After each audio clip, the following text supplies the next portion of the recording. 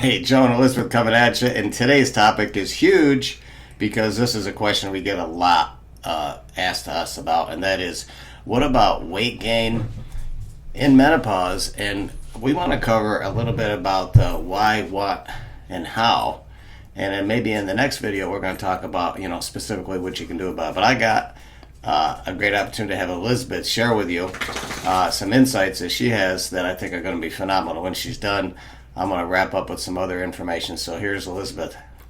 Hey everybody! If you hear the ears flapping, it's the star of the show here, Bruto, trying to come sit on my lap, which is a little awkward when I'm trying to talk. So we're going to try and keep him down. So menopause, if you're in your 30s or 40s and you're watching this right now and you're listening because you're in perimenopause or early menopause and it's starting to creep up on you, my best advice is get ahead of it now, because it's a whole lot harder to reverse the situation than it is to stop it before it really gets momentum.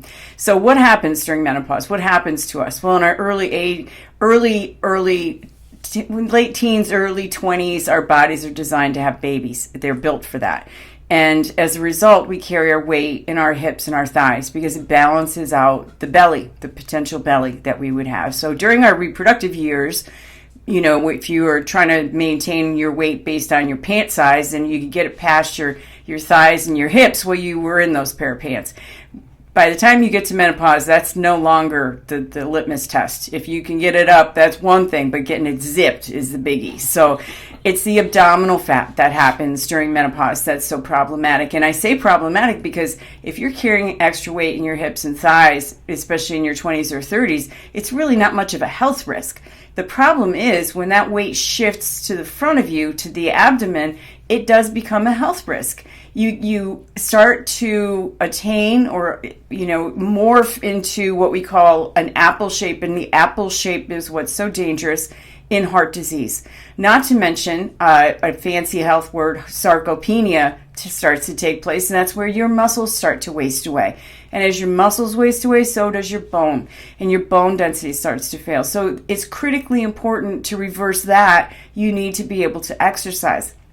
If you're carrying 70 or 80 pounds around, you know very well that you can't exercise. So the first thing we need to do is get the weight off. And can it be done without exercise? Absolutely. More predictably, quicker, and a whole lot easier than trying to formulate into the whole situation what you've got going on for your exercise NEAT and TEE and everything else that we've talked about on other podcasts.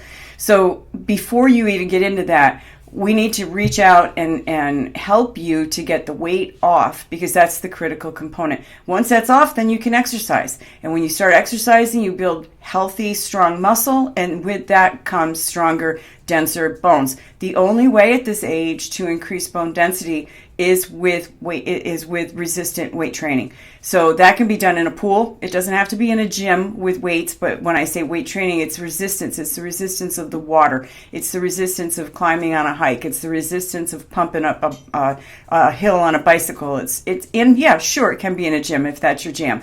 Whatever you like, whatever floats your boat, as long as you're doing something. So that abdominal weight is not just unsightly. And you'll notice, if you are in your fifth or sixth or beyond decade of life, you'll notice that it's hard to find clothing for mature women that's figure flattering. And you know why? Because their figures aren't flattering. So we need to, first address that weight. Because I know for myself, if 2 or 3 pounds starts to creep on, that zipper becomes an nemesis for me. So it's very important that you don't let it happen. But if it's already happened, we can fix it, and we can do it pretty quickly. So reach out. Let's get this whole situation in a hardcore reverse so we can get you healthy, and being able to get up and down onto the ground with those grandkids, and being able to feel good in whatever you put on. That swimsuit does not have to be a negative experience. It can be a positive one. That's fantastic. And you know what? I was going to cover some other information on this, but I think Elizabeth did a great job. So we're going to continue this on in some other podcasts and videos on this topic. And I think I would take her up on reaching out and find out more about how you can get yourself really on the right track to mitigate this ahead of time before it happens. So until next podcast and video,